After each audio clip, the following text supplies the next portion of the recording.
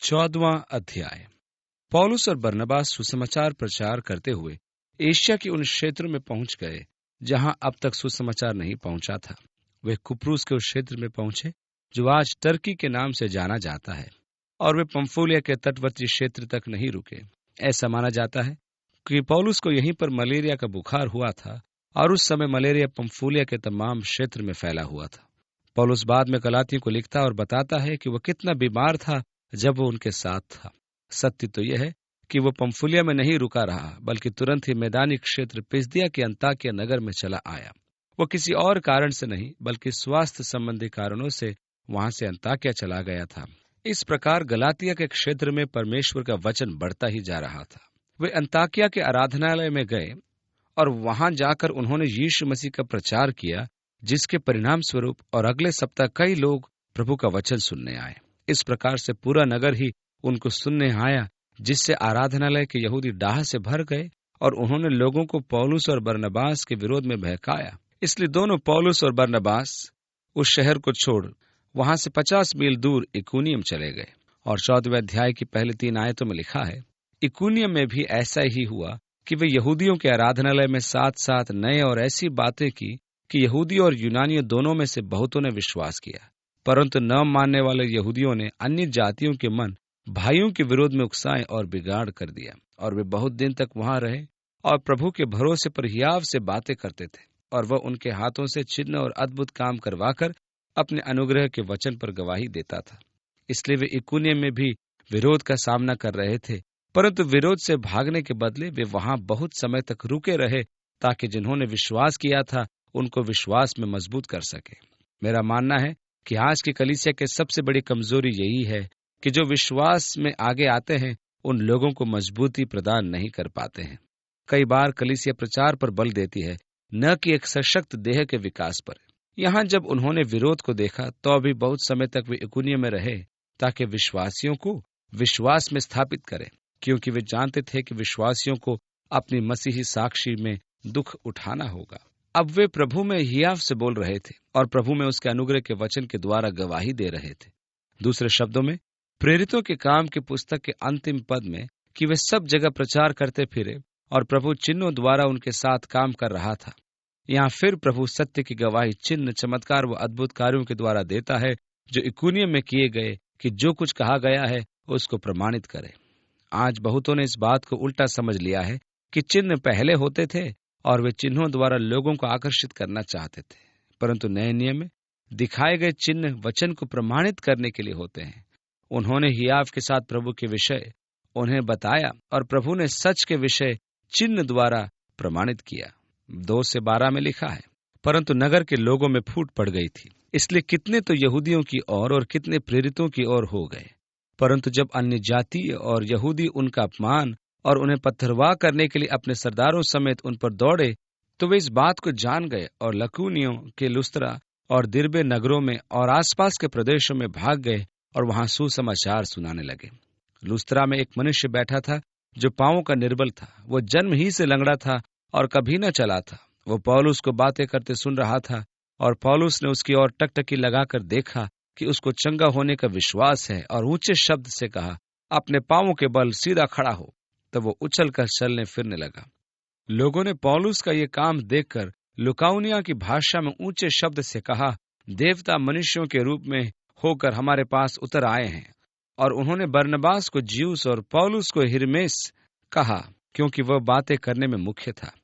लुस्त्रा में गुरु का एक भव्य मंदिर था, और कथा कहानी के अनुसार वर्षों पहले ज्यूस और हिरमेस लुस्त्रा नगर में चोरी छिपे आए थे, परंतु किसी ने उनको न पहचाना और लोगों ने उनके साथ अच्छा व्यवहार न किया। परंतु एक दंपति उन्हें ले गया और अच्छा व्यवहार किया, और इसके प्रतिफल स्वरूप में ज्यूस ने उन्हें लुस्त्रा में ज्यूस के मंदिर की देखभाल करने वाला बना दिया।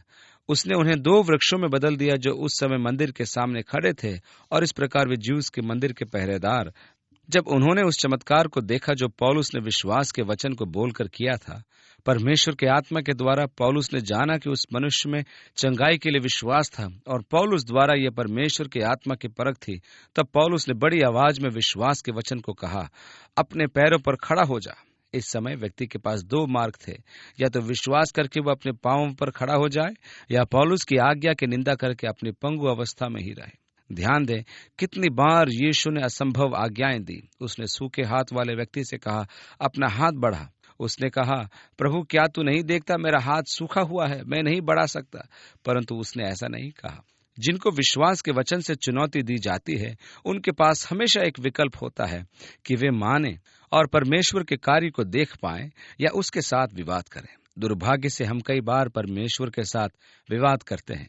परमेश्वर अपने विश्वास के वचन को हमारे मन में डालता है कि मजबूत हो जा और विजयी हो, और हम कहते हैं कि हे प्रभु, विजय पाना तो मुझे अच्छा लगता है, परंतु प्रभु मैं दिल में कमजोर हूँ, प्रभु मैं कैसे करूंगा। और हम उससे अनेक समस्याएं बताने लगते हैं और उसकी प्रतिज्ञाओं के विरुद्ध में वाद विवाद करने लगते हैं। यदि आपको हृदयों में दी गई यीशु की उन आज्ञाओं का पालन करेंगे, तो आप उस व्यक्ति की तरह सब कुछ जो परमेश्वर आपको देगा, जिसकी जरूरत एक विश्वासी को होती है, आप आज्ञा को पूरी करेंगे। जब परमेश्वर आपसे कहता है कि उठ खड़ा हो, सशक्त से विजयी हो जा, तो आप कहेंगे ठीक है प्रभु, और स्वीकार करेंगे कि मजबूत होना व विजयी होना जरूरी है। इतना ही चाहिए। यदि आपकी इच्छा आज्ञा पालन है, तो वह उसे करने की शक्ति आपको देगा। तो जब पौलुस ने विश्वास का वचन कहा, तो उन्होंने कहा देवता उतर आए हैं। वो फिर आ गया।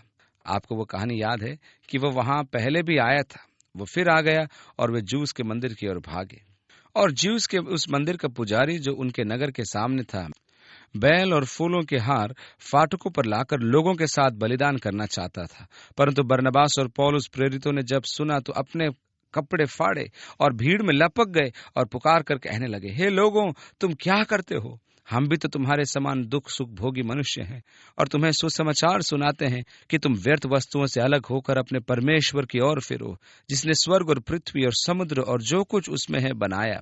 उसने बीते समयों में सब जातियों को अपने अपने मार्गों में चलने दिया, तो भी उसने अपने आप को बेगवाह न छोड़ा, किंतु वह भलाई करता रहा और आकाश से वर्षा और फलवंत ऋतु देकर तुम्हारे मन को भोजन और आनंद से भरता रहा। यह कहकर उन्होंने लोगों को बड़ी कठिनाई से रोका कि उनके लिए बलिदान न करें। अब आज यहाँ वे लोग हैं, और ध्यान दें कि वहाँ लुस्त्रा में आराधनालय नहीं था। पौलुस का सामान्य तरीका था कि नगर में आते ही वह आराधनालय में जाए, क्योंकि वहां आने वाले लोगों को परमेश्वर का थोड़ा बहुत ज्ञान होता था। पुराने नियम के अध्ययन के कारण वे सत्य और जीवित परमेश्वर को जानते थे। अब आप कहेंगे कि पौलुस पागल था। वह लुस्त्रा नगर में आता है जहां कोई आराधनालय नहीं था। यदि किसी नगर में 10 यहूदी पुरुष भी होते थे, तो वे एक आराधनालय बना लेते थे। इसका अर्थ हुआ कि लुस्त्रा में 10 भी यहूदी नहीं थे, न ही कोई आराधनालय था। इसलिए पौलुस वहां मंदिर में खड़ा होकर प्रचार करने लगा, परंतु उनसे परमेश्वर के विषय बातें करने के लिए उसने प्रकृति से आरंभ किया। परमेश्वर ने स्वयं को बेगवाह नहीं छोड़ा है, क्योंकि वह भला है। उसने आपको वर्षा ऋतु दी है। प्राचीन जगत में लुस्त्रा अन्न उत्पादन का केंद्र था। वहां बहुत अधिकाई से अन्न की फसलें होती थी। परमेश्वर ने फलदार ऋतुएं दी, वर्षा दी, और परमेश्वर ने स्वयं को प्रकृति द्वारा प्रकट किया। वो वहीं से आरंभ करता है जहां वे थे। उनको सच्चे व जीवते परमेश्वर का ज्ञान न था। परमेश्वर के विषय में वे लोग बहुत जानते थे। उसने अपने भिन्न संबंधों के द्वारा अपोलो, एथेना, जुपिटर, फाडिस, अरातियुस और दूसरे देवताओं को जन्म दिया, जिनकी वे उपासना करते थे, परंतु वे सत्य व जीवित परमेश्वर के बारे में नहीं जानते थे। इसलिए पौलुस ऐसे विषय से आरंभ करता है जिसे वे भली भांति समझ सकते हैं। उसका विषय था प्रकृति में परमेश्वर का प्रकटीकरण। जब वे पौलुस और बरनबास के लिए बलिदान चढ़ाने को थे, तब पौलुस ने उन्हें मना करके कहा, हम तो तुम्हारे पास परमेश्वर के वचन को लेकर आए हैं, ताकि आप लोग इन व्यर्थ की कहानियों से फिरें और आप परमेश्वर की ओर फिरें। इस प्रकार पौलुस वहां से आरंभ करता है जहां वे थे। परमेश्वर ने स्वयं को प्रकृति में प्रकट किया है। दाऊद हमें 19वें भजन में बताता है कि आकाश परमेश्वर की महिमा का वर्णन करता है और पृथ्वी उसकी हस्तकला को दिखाती है। दिन दिन से बातें करता है और रात रात को ज्ञान सिखाती है, और न कोई बोली है और न भाषा जहां उनका शब्द सुनाई नहीं देता। परमेश्वर प्रकृति में मनुष्य से विश्वव्यापी स्तर पर बात करता है। जब आप तारों से भरे आकाश को देखते हैं, परमेश्वर आपसे बातें करता है। स्वर्ग परमेश्वर की महिमा, उसके विस्तार व उसके भय का वर्णन करता है। प्रतिदिन जब आप फूलों, पक्षियों और विभिन्न जीवों को देखते हैं, तो परमेश्वर आपसे बातें करता है। समस्या यही है कि हम इसका कितना अर्थ गलत निकाल लेते हैं। मनुष्य सृष्टिकर्ता से अधिक सृष्टि की सेवा व आराधना करने लगता है। पौलुस रोमियो को लिखे पत्र में इसी खतरे की बात करता है और व्यक्ति बहु ईश्वरवादी बन जाता है। हाँ, वो परमेश्वर के प्रति जानकारी रखता है, परंतु हर एक चीज उसकी ईश्वर बन जाती है। मुझे याद है जब मैं छोटा बच्चा था, आप जानते हैं ना बच्चे कैसे होते हैं। एक बच्चे ने मुझसे कहा, तुम्हें पता है संसार को किसने बनाया? मैंने कहा, हाँ मैं जानता हूँ, उसे किसने बनाया? इसे परमेश्वर ने बनाया। उसने कहा, नहीं नहीं, माँ प्रकृति ने इसे बनाया है। यहाँ पौलुस भी उन्हें ध्यान दिलाने की कोशिश करता है कि परमेश्वर ने उनके लिए प्रकृति में अपनी साक्षी रखी है। मेरा विश्वास है कि इस समय पौलुस अपने जीवन काल के सबसे गंभीर खतरे का सामना कर रहा था। इस बिंदु पर उसका जीवन समाप्त हो सकता था। उसकी सेवकाई वहीं समाप्त हो सकती थी यदि वह उस स्तुति एवं प्रशंसा को ले लेता जो वे लोग उसे चढ़ाना चाहते थे। मेरे विचार से सेवकाई का सबसे बड़ा खतरा यह नहीं कि आप पर कठोर सताव हो रहा है, परंतु यह है कि आपके जीवन का प्रयोग परमेश्वर कर रहा है और आप सफल हो जाते हैं और हर कोई आपकी प्रशंसा करता है और कहने लगता है कि आप कितने अद्भुत व्यक्ति हैं। आप उस समय अपनी सेवकाई के सबसे गंभीर खतरे में होते हैं, क्योंकि यदि आप उस प्रशंसा को स्वीकार कर लेते हैं तो आपका अंत हो गया समझो। ये बड़ी विचित्र बात है कि मनुष्य परमेश्वर के बदले सृष्टि की ही उपासना करना चाहता है। पौलुस तो एकमात्र साधन था जिसका प्रयोग परमेश्वर ने किया और इसलिए वे पौलुस की ही उपासना करने को तैयार थे। अब पौलुस अपने मन में सोच सकता था कि अरे वह तो अच्छा है, ये तो मेरे हाथ में हो गए, पहले उन्हें अपनी आराधना तो करने दूं, उसके बाद प्रभु के बाद में बताऊंगा। नहीं नहीं, पौलुस ने प्रशंसा ग्रहण करने की अपेक्षा उनसे कहा, नहीं नहीं, यह खालीपन है, मैं केवल मनुष्य हूँ। सृष्टि की उपासना मत करो, सृष्टिकर्ता की उपासना करो। हम यहाँ यही प्रचार करने आए हैं कि ऐसे खोखली उपासना से और इन व्यर्थ की बातों से बचो और परमेश्वर की ओर फिरो। सृष्टि की उपासना मत करो, क्योंकि जो परमेश्वर की आराधना करते हैं वे सदा धन्य हैं। तो भी वे बल दे रहे थे कि वे पौलुस और बरनबास की आराधना करें और उन्हें रोकना असंभव सा प्रतीत होता था। 19वीं आयत में आगे लिखा है, परंतु कितने यहूदियों ने अंताकिया और इकुनियम से आकर लोगों को अपनी ओर कर लिया और पौलुस को पथरवाह किया और मरा समझकर उसे नगर के बाहर घसीट कर ले गए। वे ही लोग जो उसकी आराधना करने को तैयार थे अब पथरवाह द्वारा उसकी हत्या करने पर उतारू हैं। यह उस समय का तरीका था। वहां न्याय नहीं था, केवल भीड़ का विश्वास। मैं व्यक्तिगत रूप से महसूस करता हूं कि उन्होंने उसकी हत्या कर दी थी, क्योंकि पौलुस स्वयं कहता है कि मालूम नहीं उसकी हत्या कर दी थी या नहीं, क्योंकि उसको चेतना नहीं थी। वर्षों बाद जब पौलुस कुरिन्थियों को अपनी दूसरी पत्री लिख रहा था तो उस अनुभव को याद करते हुए कहता है कि मैं मसीह में एक मनुष्य को जानता हूं, 14 वर्ष हुए कि न जाने देह सहित न जाने देह रहित, परमेश्वर जानता है, ऐसा मनुष्य तीसरे स्वर्ग तक उठा लिया गया। मैं ऐसे मनुष्य को जानता हूं, न जाने देह सहित न जाने देह रहित, परमेश्वर ही जानता है कि स्वर्ग लोक पर उठा लिया गया, और ऐसी बातें सुनी जो कहने की नहीं और जिनका मुंह पर लाना मनुष्य को उचित नहीं। ऐसे मनुष्य पर तो मैं घमंड करूंगा, परंतु अपने पर निर्बलताओं को छोड़ अपने विषय में घमंड न करूंगा। पौलुस वर्णन करता है कि न जाने देह सहित या देह रहित वो तीसरे स्वर्ग पर उठा लिया गया था। वहां वर्णन मुंह से नहीं किया जा सकता, और यही है पवित्र आत्मा में उठाए जाने का अनुभव जो वर्णन से बाहर है, आनंद से भरपूर। पर इस गहन आत्मिक अनुभव होने के बाद उसके शरीर में एक कांटा भी चुभाया गया जिसे शैतान ने दिया था। संभव है इस पथरवाह में पौलुस को ऐसी चोट लगी होगी जो कभी ठीक नहीं हुई। पौलुस कहता है, ऐसे मनुष्य पर मैं घमंड कैसे करूंगा। मनुष्य जो कभी प्रशंसा करने को आगे आता है कि उनकी उपासना करे, और फिर वही मनुष्य पत्थरवाह करके उसको मार देना चाहता है।